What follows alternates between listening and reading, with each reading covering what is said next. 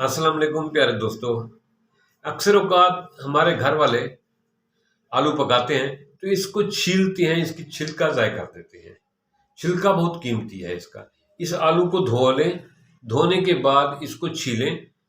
छील के दरमियान वाला गुदा जो है ना, बेशक पकाएं खाएं, लेकिन इसका छिलका ज़ाय ना करें। उसको धूप में खुश्क कर लें, धूप में सुखाने के बाद उसको महफूज कर लें।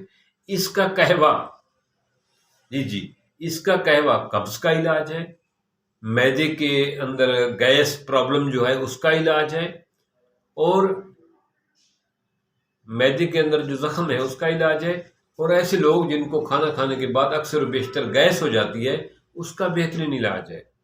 और गले के प्रॉब्लम, जिनको गला जिनका सूज जाता है, आवाज़ बैठ जाती है, उसके लिए इसका कहवा जो है वो लाजवाब किस्म की चीज़ है। करना यह है कि इस आलू को धोकर छीलेंगे, इसकी छील को धूप पे सुखाएंगे।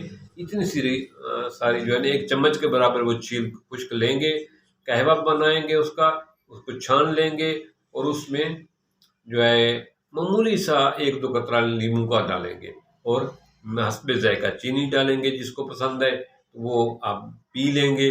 उससे आपका मैदा ठीक हो जाएगा, आंतों के ज़ख्म ठीक हो जाएंगे, कब्ज़ ठीक हो जाएगी, गले की खराश ठीक हो जाएगी, और मैदे में गैस जिन लोगों के बनती है वो ठीक हो जाएगा।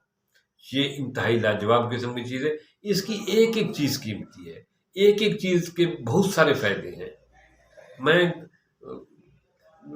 तमाम फ़ायदे कैसे एक्सप्लेन करूँ कि इसमें बहुत सारे टॉनिक पाए गए हैं। आप इस्तेमाल करेंगे, और हर घर में इस्तेमाल करते हैं, लेकिन तरीके से इस्तेमाल करेंगे। हम ऐसे खाते रहते हैं, ऐसे इस्तेमाल करते रहते हैं, हमें इसका पता नहीं होता। अगर हम इसका प्रॉपर इस्तेमाल करें तो हमें बहुत सारा इससे फ़ायदा हो सकता है। थैंक्स।